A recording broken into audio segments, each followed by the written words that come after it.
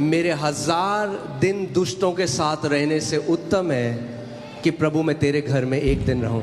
David says, rather than 1,000 days outside, it is better that I be in the house of the Lord for one day. वो कहता है मैं तेरे घर में एक द्वारपाल की तरह जो दरवाजे में खड़ा होता है, वो एक राजा है. He says, I'll rather be a watchman outside your house. He's a king who's saying this. मगर वो कह रहा है कि मेरे लिए ज़्यादा उत्तम है प्रभु. But he says, it is better for me, Lord. Amen. Amen. तो आपका ये एक दिन So this one day you're giving 1000 दिनों से उत्तम है. is better than 1,000 days. और मैं आपके लिए ये प्रार्थना करता हूँ कि जो बाहर 1000 दिन आपको नहीं दे सकते, वो ये एक दिन आपके लिए करेगा और आपके परिवार के लिए करेगा. And I pray that 1,000 days, what 1,000 days could not have given you outside, this one day will do for you and your families. Amen. आज मैं बिल्कुल समय वेस्ट नहीं करना चाहता. Today I don't want to waste any time at all.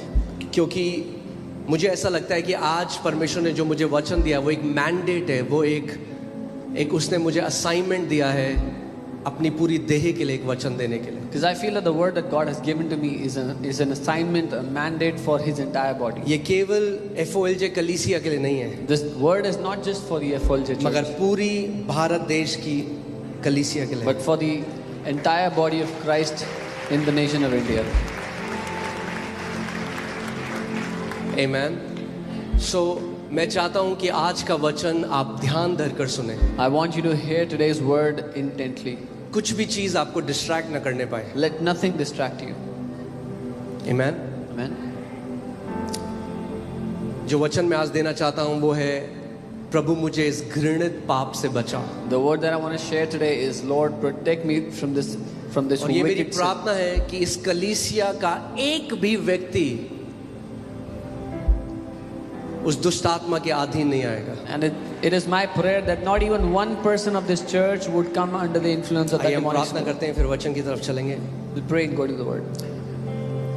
परमेश्वर पिता, आप सर्वशक्तिमान परमेश्वर हैं. Father God, you are the Almighty आप God. महान हैं. You are Almighty. हम प्रभु नम्रता के साथ आपकी उस उपस्थिति में आते हैं. With humility we come into your presence, Lord. प्रभु ये जानते हुए कि हर एक अच्छा दान और वरदान आपकी ओर से आता है. Knowing this, that every good and perfect gift comes from you. प्रभु मैं प्रार्थना करता हूँ कि तू आज हम सब की समझ को खोल दे. Lord, I pray that you open our understanding today. हमारे कानों को परमेश्वर तू आज खोल दे That you would open our ears today. कि हम तेरे वचन को और तेरे हृदय को जान सकें. That we would know your word and we would know your heart. तू हमें अंधकार से निकाल कर ज्योति में ला चुका है परमेश्वर. Father, you have translated us from the kingdom of darkness into the kingdom of light. कोई भी ऐसा झूठ जो हमने विश्वास किया है, मैं प्रार्थना करता हूं कि आज तेरा वो तेज जो तेरे सिंहासन से निकलता है परमेश्वर, वो आज हर एक उस अंधकार को नाश कर दे. Any lie that we have believed, Father, we pray that that glory that proceeds from your throne would wipe away that lie from our Prabhu lives. मैं प्रार्थना करता हूं कि आज का वचन सटीकता के साथ उतरेगा परमेश्वर, और हर एक सुनने वाले को बहुत आशीष मिलेगी. I pray that the word today will come down with accuracy and bless everyone who is hearing. प्रभु यीशु मसीह के नाम में. In Jesus' name. और कलीसिया कहे आमेन. आप सब बैठ सकते हैं. You all can be seated. Okay.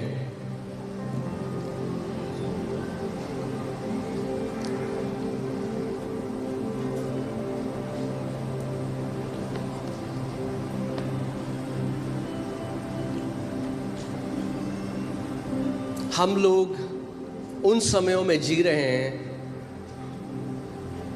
जब हम जानते हैं कि प्रभु यीशु मसीह का आना नजदीक है. We are living such times when we know that the return of our Lord Jesus is imminent and soon. आमेन. और इसीलिए हमें एक ऐसी कलीसिया रहना है जो तैयार है. So we have to remain as a church who is ready for Him. हमें एक ऐसी कलीसिया रहना है जो पिता के हृदय को जानती है. A church that knows the heart of the Father. आमेन. वचन में जाने से पहले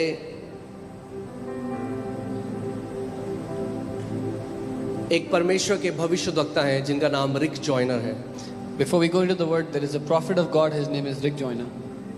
और उनको प्रभु यीशु मसीह ने सीरीज में, बहुत सारी सीरीज में दर्शन दिए, And the Lord gave him many visions, one after the other in a series. और उन्होंने उन जो दर्शन उनको मिले, उन्होंने उसको उस पे एक पुस्तक लिखी। And the visions that he received, he wrote a book on those visions. और वो इतनी शक्तिशाली है, And it is such a powerful book. और मैं उसका एक अंश आपके सामने पढ़ना चाहता हूँ। I want to read a portion of that book to you. आमेन। ध्यान धरकर इसको सुनिएगा। Hear it carefully. ये ऐसे उनका दर्शन इस तरीके से शुरू होता है। This is how his vision started. शैतान की सेना इतनी बड़ी थी कि जहां तक मैं देख सकता था वहां तक फैली हुई थी, या अलग अलग भागों में विभाजित थी, जिनमें से प्रत्येक ने अलग अलग झंडे उठाए हुए थे। सबसे आगे की टुकड़ियां घमंड, झूठी धार्मिकता, मान सम्मान, स्वार्थी महत्वाकांक्षा, अधर्मी न्याय और ईर्ष्या के झंडे तले मार्च कर रहे थे।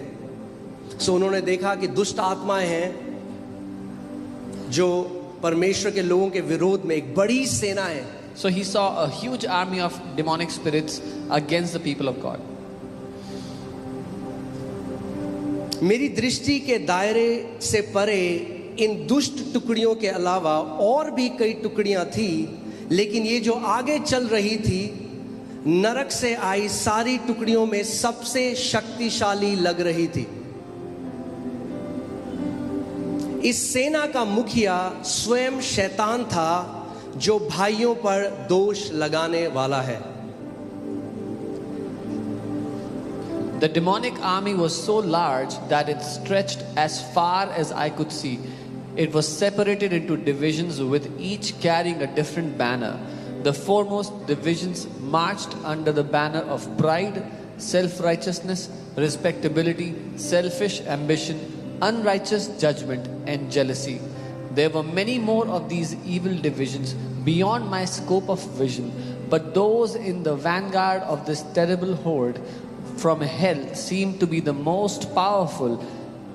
The leader of this army was the accuser of the brethren himself. मैं चाहता हूं कि इस बात को आप एक मेंटल नोट बना लें और इस बात को याद रखें कि शैतान को भाइयों पर दोष लगाने वाला कहता है परमेश्वर का वचन। I want you to make a mental note that the Bible calls Satan the accuser of brethren. क्या कहा गया शैतान को? भाइयों पर दोष लगाने वाला। He is called the accuser of brethren. प्रकाशित वाक्य 12 उसका 10। Revelation 12 verse 10. फिर मैंने स्वर्ग से ये बड़ा शब्द आते हुए सुना, अब हमारे परमेश्वर का उद्धार और सामर्थ और राज्य और उसके मसीह का अधिकार प्रकट हुआ है, क्योंकि हमारे भाइयों पर दोष लगाने वाला जो रात दिन हमारे परमेश्वर के सामने उन पर दोष लगाया करता था, गिरा दिया गया है। Then I heard a loud voice saying in heaven, now salvation and strength and the kingdom of our God and the power of his Christ have come. For the accuser of our brethren who accused them before our God day and night has been cast down. ठीक है, याद रहेगा आपको शैतान को क्या बोला गया है? भाइयों पर दोष लगाने वाला। वो किन भाइयों की बात कर रहे हैं? Satan is called the accuser of brethren. Which जो हम brothers? विश्वास में भाई बहन हैं, जो हम एक परिवार हैं। The brothers and sisters who are believers in the family of God. Amen. और आगे अगर आप इसको पढ़ेंगे, उसमें लिखा है कि हाय पृथ्वी वालों पर, क्योंकि वो बड़े क्रोध के साथ पृथ्वी पे आता है। सो उसका एजेंडा बदला नहीं है। And if you read ahead, it says, woe unto the people who of the earth, because he is angry and he's coming to the earth. His agenda has not changed. Amen. आगे बढ़ते हैं। हालांकि ये सेना विशेष रूप से church के खिलाफ मार्च कर रही थी, लेकिन ये जिस पर भी हो सके उस पर हमला कर रही थी। इस सेना की मुख्य रणनीति हर संभव स्तर पर संबंधों में दरार पैदा करना था। क्या था? ये जो सेना है, इसकी मुख्य रणनीति क्या थी? What was their main strategy? रिश्तों के बीच में दरार पैदा करना। To bring divisions between relationships. पवित्र आत्मा का अभिषेक यहाँ पे, मैं आपको बता रहा हूँ, आज अगर आप इस वचन को ग्रहण करोगे, आप वैसे नहीं जाओगे। The anointing of the Holy Spirit is here. If you receive this word today, you will not go back same. आज परमेश्वर अपनी देह से कैंसर को चंगा करना चाहता है। God wants to heal his body from a cancer.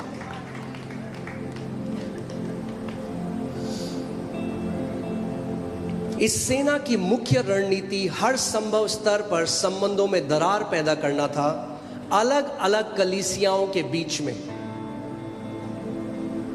So this is what devil wants, ये है जो शैतान करना चाहता कि है। एक चर्च दूसरे चर्च से लड़ाई करे, That one church would fight another एक church. पास्टर दूसरे पास्टर से लड़ाई One करे, pastor would fight another एक pastor. कलीसिया दूसरे कलीसिया को अपना दुश्मन देखे। One church would see another church as their enemy. क्या उसी पिता ने हम सबको नहीं बुलाया? It's not the same Father called क्या all of उसी us. लहू से हम सब नहीं धोए I गए? mean, not washed by the same blood. हमारी कलीसियाओं के नाम अलग अलग हो सकते हैं, The names of our churches can be different, है तो हम उसी की कलीसिया, but we are all His है तो हम church. उसी का परिवार। All of us are His family. This is what Satan wants. ये है जो शैतान चाहता है। एक कलीसिया दूसरी कलीसिया से लड़ाई करे। One church fighting against another church.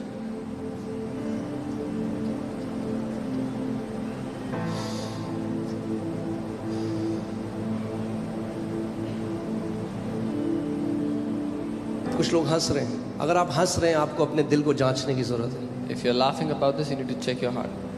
मैं चाहता हूं आज आप बहुत अच्छे से इस वचन को सुनो। I want you to hear this word intently today. अलग अलग कलीसियाओं के बीच में, Between different churches. एक कलीसिया और उसके पास्टर के बीच में, पति और पत्नी के बीच में, बच्चों और माता पिता के बीच में, और यहां तक कि बच्चों में एक दूसरे के साथ भी, उन दुष्ट आत्माओं को चर्चों, परिवारों या व्यक्तियों में उन प्रवेश के स्थानों का पता लगाने के लिए भेजा गया था जहां ठोकर खाना, कड़वाहट और अशुद्ध लालसा जैसी दुष्ट आत्माएं फायदा उठाकर जगह बना सकें।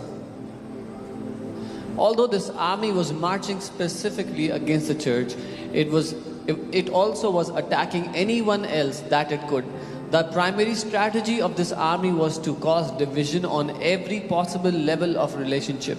Churches with each other, congregations with their pastors, husbands and wives, children and the parents, and even children with each other. The scouts were sent to locate the openings in churches, families or individuals that such spirits as rejection, bitterness and lust could exploit and enlarge. परमेश्वर का वचन हमें कहता है, शैतान को जगह ना दो। The word of God tells us, do not give any space to the यानी devil. हम शैतान को जगह दे सकते हैं, That means we can give a space to the devil. और वो जगह ढूंढ रहा है And he is looking for a place. कि कैसे मैं एंटर करूं इस कलीसिया में, कैसे मैं एंटर करूं इस परिवार में और नाश कर दूं इनको। That how can I enter this church? How can I enter this family and destroy them? ये सुनिए, Hear this. इस दर्शन की सबसे चौंकाने वाली बात यह थी कि यह सेना घोड़ों पर नहीं बल्कि मुख्य रूप से मसीहों पर सवार थी। These demonic forces were not riding on demonic horses, but they were riding on Christians. ये जो दुष्ट की सेना थी, ये दुष्ट घोड़ों पर नहीं थी, लेकिन मसीहों के ऊपर सवार होकर आ रही थी। उनमें से ज्यादातर लोग अच्छे कपड़े पहने हुए थे, सम्मानित और पढ़े लिखे थे। ऐसा लग रहा था कि वह जीवन के हर क्षेत्र के प्रतिनिधि थे। यह स्पष्ट था कि वह दोष लगाने वाला केवल मसीहों का इस्तेमाल करके ही उनके भाइयों के खिलाफ युद्ध कर सकता था।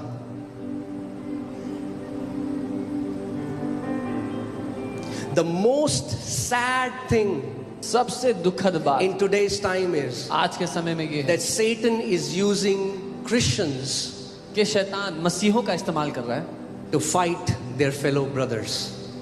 उनके ही भाइयों से लड़ने के लिए।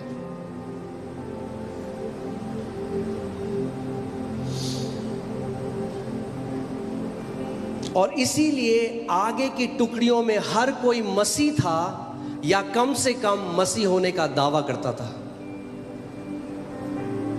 The most shocking part of this vision was that this horde was not riding on horses but primarily on Christians.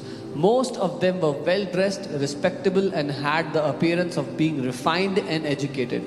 But they also seemed to be representatives from almost every walk of life. It was apparent that the only way the accuser could do this was to use Christians to war against their own brethren. And that is why almost everyone in the forward divisions was a Christian or at least a professing Christian. Amen. तब प्रभु की आवाज मेरे पास आई और कहा, ये दुश्मन की आखिरी दिनों की सेना की शुरुआत है. यह शैतान का सबसे बड़ा धोखा है.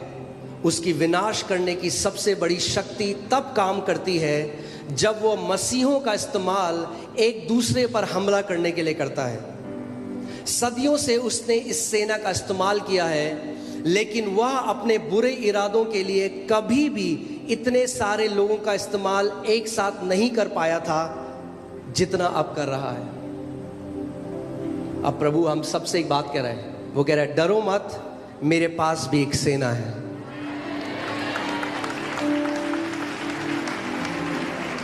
वो कह रहा है, मेरे पास भी एक सेना है. अगर दुष्ट आत्माएं मसीहों का इस्तेमाल कर सकती हैं तो परमेश्वर भी अपने लोगों का इस्तेमाल करेगा. If demonic spirits can use believers, then Jesus will also use his people. ये हमारे ऊपर निर्भर करता है कि हम कौन सी सेना की तरफ होना चाहते हैं. It depends on us which army do we want to be a part of. परमेश्वर की सेना की तरफ To the army of जो God कहता है एक दूसरे पर दया दिखाओ, that says be merciful to क्षमा one करो another, और प्रेम करो. forgive and love. या शैतान की सेना की तरफ जिसको भाइयों पर दोष लगाने वाला कहा गया है. Or the army of the devil that is called the accuser of brothers. डरो मत, मेरे पास भी एक सेना है. अब तुम्हें खड़े होकर लड़ना चाहिए, क्योंकि इस युद्ध से छिपने के लिए अब कोई जगह नहीं है. तुम्हें मेरे राज्य, सत्य और उन लोगों के लिए लड़ना चाहिए जो धोखे में हैं. Then the voice of the Lord came to me saying, this is the beginning of the enemy's last day army. This is Satan's ultimate deception. His power, his greatest power of destruction is released when he uses Christians to attack one another. Throughout the ages, he has used this army, but never has he been able to use so many of his evil purposes as he is now. Do not fear, I have an army too. You must now stand and fight, because there is no longer any place to hide from this war. You must fight for my kingdom, for truth, and for those who have been deceived.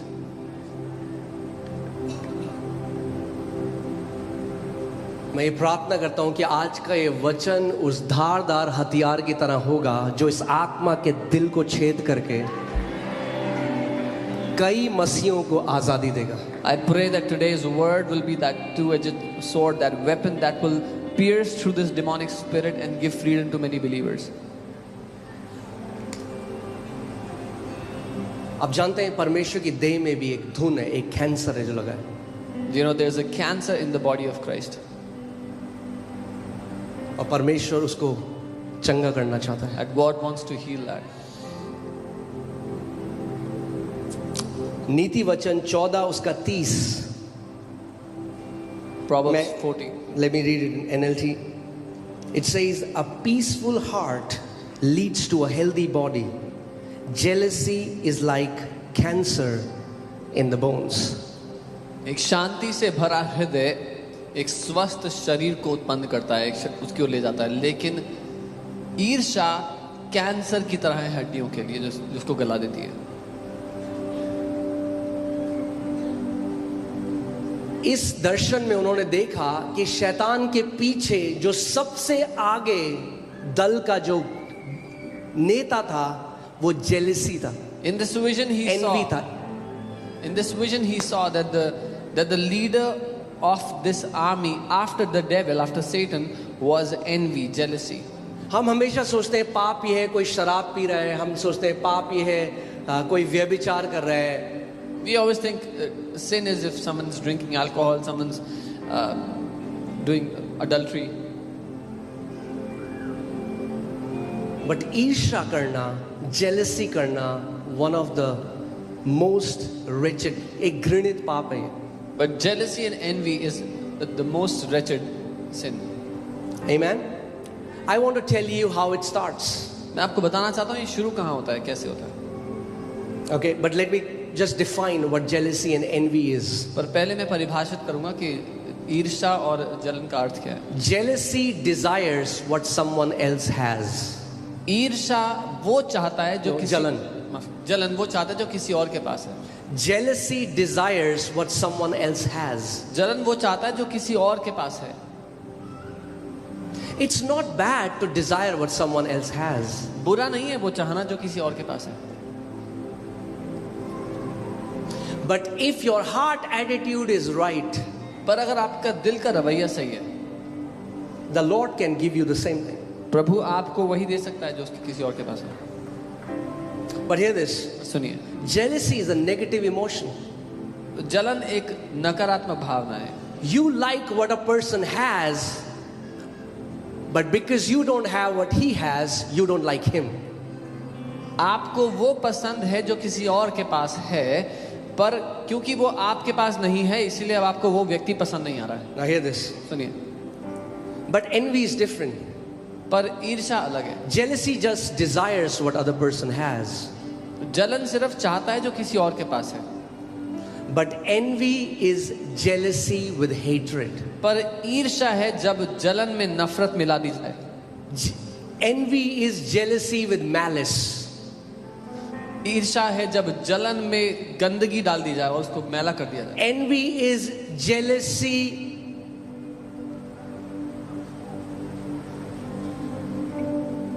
when you want to see the other person fall. जब कोई चाहे कि दूसरा व्यक्ति है वो गिर जाए या उसके साथ बुरा हो जाए. When a person becomes envious, he becomes bitter. जब एक व्यक्ति ईर्ष्या से भर जाता है तो वो कड़वाहट से भर जाता है. Jealousy is feeling threatened by someone else. जलन है किसी से, आप किसी को देख करके आप घबराते हैं कि उसके पास है कुछ. And do you know what the crazy thing is? You don't feel jealous from somebody who has less than you. और हैरानी की बात यह है कि आपको उस व्यक्ति से जलन नहीं होगी जिसके पास आपसे कम है कुछ, Or who is below you. या जो आपसे नीचे स्तर. You're always jealous of someone who has more than you or who is above you. आप हमेशा उससे जलन करोगे जो आपसे ऊपर है या आपसे ज्यादा है जिसके पास. Jealousy flows from bottom to top. जो ईर्ष्या है, जो जलन है, वो नीचे से ऊपर की ओर बहती है. Grace flows from top to bottom. अनुग्रह है ऊपर से नीचे की ओर बहता है. Amen. So let me define envy. Envy is a strong feeling of anger, resentment, bitterness or hatred. ईर्ष्या है एक ऐसी ठोस भावना जहां आपको किसी को देखकर नफरत होती है, गुस्सा आता है, क्रोध आता है, आप उनको घात करना चाहते हैं. ईर्ष्या वो नकारात्मक भावना है जो आपके अंदर आती है क्योंकि आप किसी और के गुण, उनकी सफलता, उनके पास जो संपत्ति है या उनका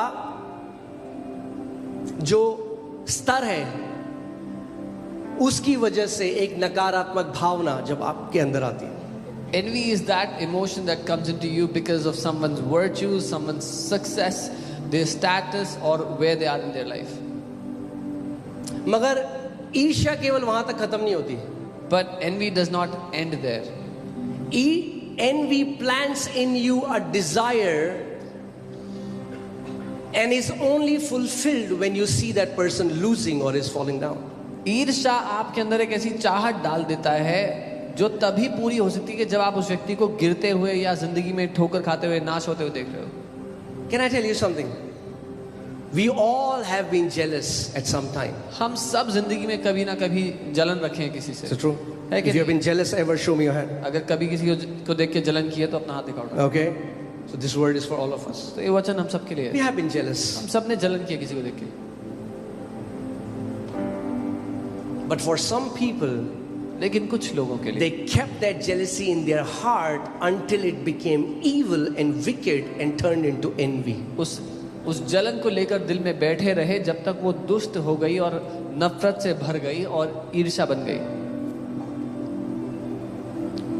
आपको कैसे पता चलेगा आपके अंदर ईर्ष्या है या जलन है? How would you know if you are jealous or you have envy in you? आप कैसा रिएक्ट करते हो अगर कोई आपके सामने उस व्यक्ति की तारीफ कर दे जिससे आप जलते हो? How would you react when someone comes and says good things about the person whom you are jealous of? आप कहोगे चलो छोड़ो, मैं बहुत कुछ बोल सकता हूं, अभी नहीं बोलूंगा। Let it be. I can say many things. I don't want to talk right now. It does something to you. कुछ कर देता है अंदर। When someone says something good about that person, जब कोई आकर उसकी तारीफ करे, it hits you. आपको ठोकर लगती है, चोट लगती है उससे।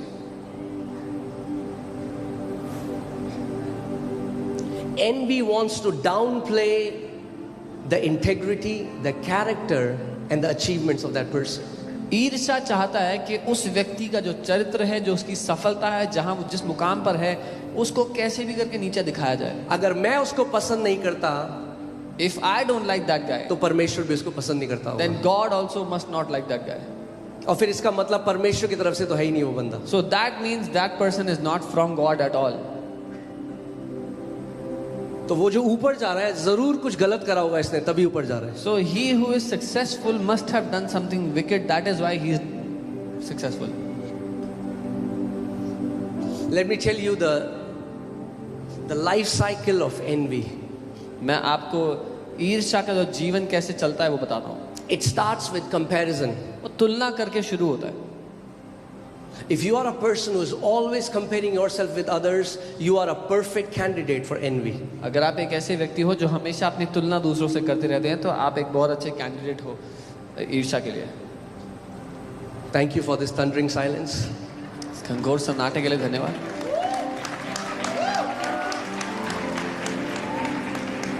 कितने लोग कहते हैं आज का वचन मेरे लिए है?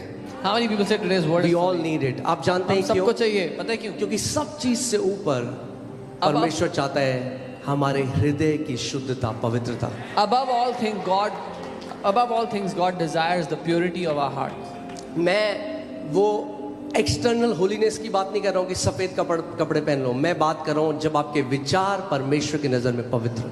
I'm not talking about the external holiness that you put on white clothes, but I'm saying before the eyes of God, your heart, your thoughts are pure. जब सच में हम अपने भाई बहनों को बंद दरवाजे में प्यार कर सकें, When truly we can show love for our brothers and जब sisters such when no one is में watching. जब परमेश्वर उनको उठाए तो आप सेलिब्रेट कर सको। When God elevates them, you can celebrate them. किसी के दुख में रोना आसान है। It's easy to cry when someone is in pain. अब जानते हो उससे मुश्किल क्या है? You know what's more difficult? You don't find your true friends who cry when there is a tragedy. सच्चे दोस्त तब नहीं पता लगते जो आपके साथ दुख में रोते हैं। Your true friends are those who can celebrate when God lifts you up. सच्चे दोस्त तब पता लगते हैं जब परमेश्वर आपको उठाता है, महान बनाता है, तो जो साथ में आनंद मनाते हैं आपके। Be very careful of those people who are close to you and don't clap when God lifts you up. बहुत ध्यान दो उन लोगों के लिए जो आपके आसपास हैं पर आपके लिए ताली नहीं बजाते जब परमेश्वर आपको उठा रहा है। ताली नहीं बजाते मतलब सेलिब्रेट नहीं नहीं करते, They are not happy. वो खुश नहीं होते हैं। You bought a new car, they are like, नई गाड़ी ली आपने, hey, thank you. अच्छी है, अच्छी है। Why? क्यों? Because comparison always leads to competition. क्योंकि तुलना करना हमेशा आपको दूसरे के विरोध में लाएगा। उसका And when you compete with someone, जब आप किसी के प्रतिद्वंदी बन and जाओगे when God lifts them up, और परमेश्वर उनको उठाता है, you feel you are losing. आपको लगेगा कि आप हार रहे हो। You see their victory as your defeat. आपको उनकी जीत अपनी हार जैसी दिखने लगेगी। हालेलुया। सब सही है अभी तक? हाँ, चल रही छुरियां।